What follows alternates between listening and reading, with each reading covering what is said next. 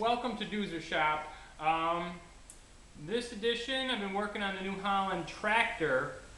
Seems like everything that I own, I end up taking it apart sooner than later. And the key is to put it back together really soon. I'm not good at that, but in this case I jumped right on the problem and fixed it. So let me show you what I've been working on with regards to the New Holland tractor. Alright, you guys love going shaky handheld. So let me kind of zoom in here. So all the fun started with this thing. It's like a bracket. This is the rod that you step on that and it locks the differential in the New Holland tractor transmission. What I wanted to do is put a better little foot lever on it, because this one was really wimpy and weeny, and you'd step on it and you'd only be halfway in gear and you'd hear it pop and the differential would unlock, and I thought that's awful. So I drilled and tapped this. There you go. I drilled and tapped this hole, clamped this in the middle vise. It got nice and centered. I don't know if I'm going to put a bigger pedal on it or if I'm going to use a shift lever. I don't know.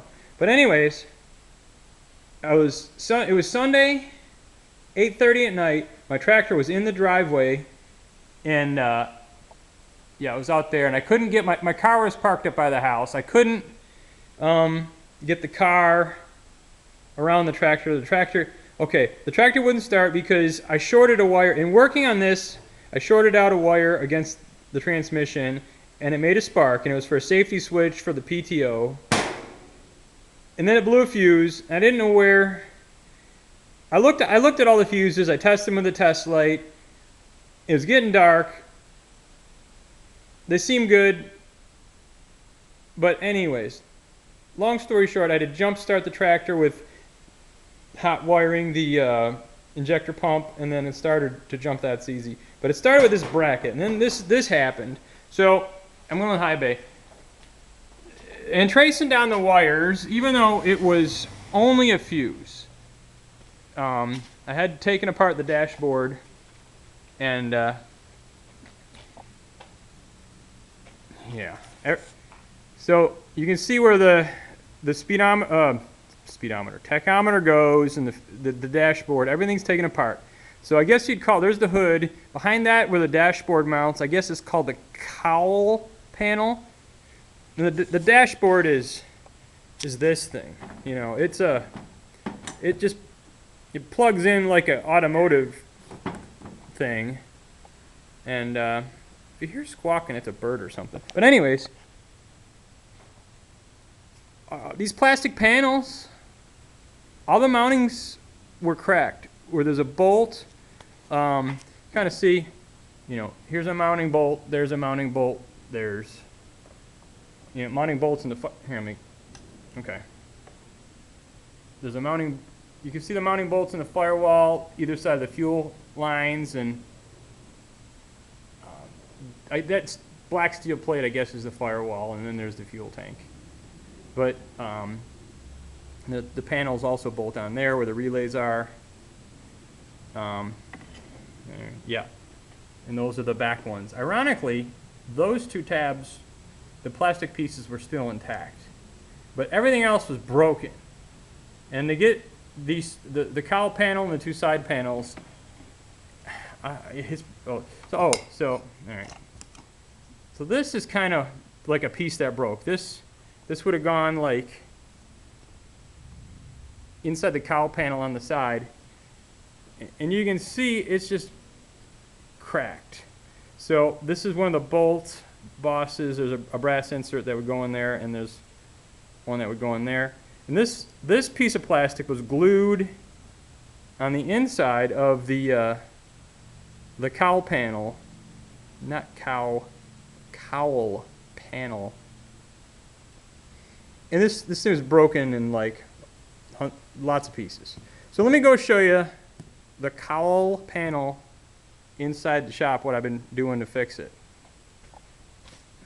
Oh, just so you know, oh, that's the hood side. That's fiberglass. It's not plastic. If these panels would be made out of the fiberglass instead of this raunchy plastic material that was weak as a geek and didn't hold up, this thing would have, you know. Okay, so that's the cowl panel where the speedometer panel goes, and there's the switches. So I'm going to take you around. All the mountings were broken, like I showed you. So what I did here is I put a piece of wood in to serve as a mounting face, flange, whatever. And see what I did? This is 1 inch thick cedar. This is a cedar tree that was growing in my yard, and my dad has a big bandsaw, and we resawed it. And actually, we did this three or so years ago. So this is very dry, and it smells like cedar. It's really cool. But I wanted a piece of oak. I didn't have a piece of oak that was usable. And this red cedar or purple cedar, I don't know. It's hard as can be. And there's no checks, cracks in the end grain or anything. So I used this piece. So these are stainless screws, 1/4 inch wood stainless screws. And I got little washers under them, doesn't matter. But you can kind of see what I did. I cut the cedar to exactly match the pattern shape of the cowl panel. And I traced it out, cut it on the bandsaw, had to use the jigsaw and different things. So this fits tight. I mean, it's almost airtight. It's that good of a fit. So I got a few cutouts. This little double humpy thing, that's for the fuel supply and return line. This notch out and this notch out. There's welded nuts on the back of the firewall for the hood hinge. Okay? And then you put the screws through the firewall, the steel firewall, and screw in to the piece of cedar 1, 2, 3, 4. And I'll kind of show you. Let me flip it around here. Forgive my camera motion here while I set it down. All right. So that's the inside from looking this way. Kind of show you. So I fit it pretty well. I fit it pretty tight, and I did notch out. I used a milling machine, and I notched out all that stuff. This stuff even, you know, you're milling something with this. It's kind of like, it's not quite like aluminum, but anyways, that's my fix. I have no bench space, as you guys know, because yeah, that's the workbench. There's stuff everywhere. So I got on the horizontal boring mill. So I thought that was a good fix. I've been messing around with this for a couple days. Well, yesterday and today, and a little bit. But I think it looks pretty decent. And I got, those are rubber washers with a steel washer on top. And kind of cushion the, you know, the plastic. And I use super glue on a few things. So this is cracked. I don't know if this shows up in camera. There's a hairline crack, and I wicked super glue into there. And these are there's like brass inserts for the speedometer cluster screw, tachometer cluster. You know what I mean.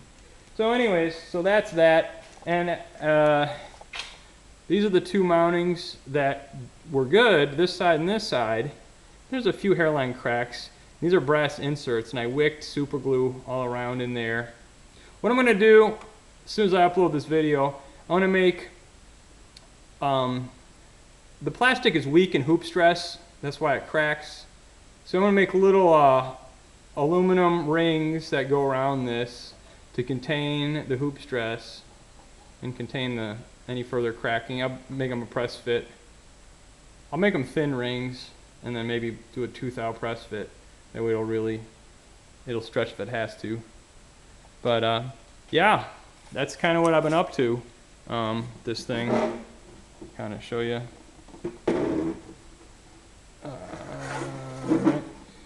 Okay, 3/4 view.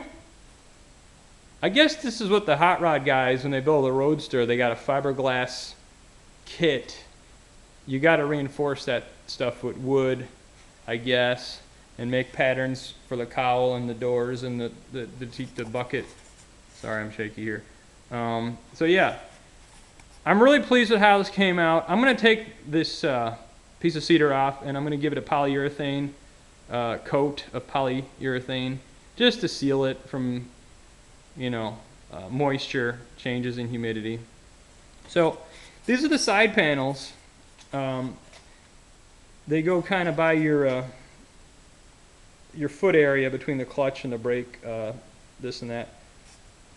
I'm going to show you if I can get you down here. So this is where this bolts to the firewall, and there was a brass insert in there, and it's cracked out. It's kicking stuff. So you can see what happened. That one and that one, there's supposed to be a brass insert in there too. So I'm using a piece of, I got little, here we go, little pieces of angle iron. I'm going to cut that out, the plastic, I'm going to cut that away, and I don't know if I'll use this, or I might use a different piece of angle iron. I got a few different ones, and you can make it out of steel. These happen to be aluminum, doesn't matter. So, you know, this is the left side and the right side. Let me come around. Same thing, it's even more gone and disappeared. See, you got some of the remnant of the boss left in here. It's just totally missing. But I can get my measurement dimension, you know, from the side that's still kind of there. So that's how that works. And these actually bolt together right there. That actually kisses up to that side. They kind of clamshell together. Those nut and bolts are fine.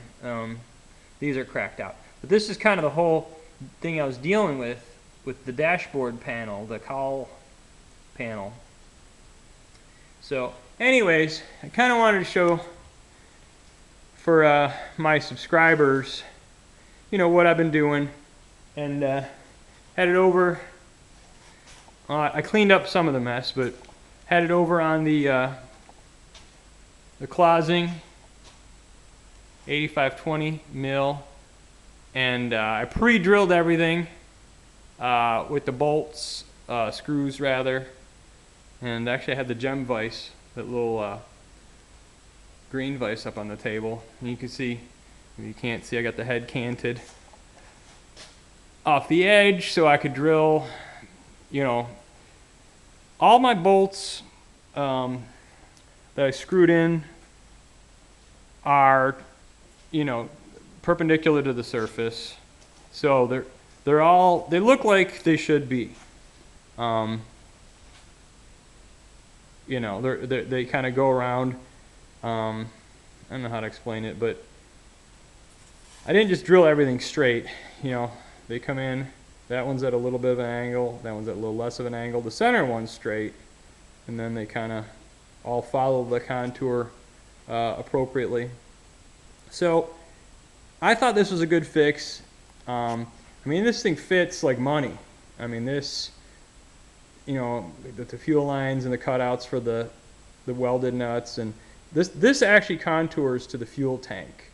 The fuel tank is in here, like a plastic fuel tank. But I just wanted to show you guys what I was up against to the last couple days this weekend, getting this tractor back together. I wish New Holland would have used like fiberglass instead of this. It's like a black plastic, fairly brittle. Thank goodness that, you know, the damage was more on the bracketry part than the actual cowl itself, where the, you know, tachometer cluster goes. But anyways, just wanted to give you guys a quick update. For next time, Doozer Shop.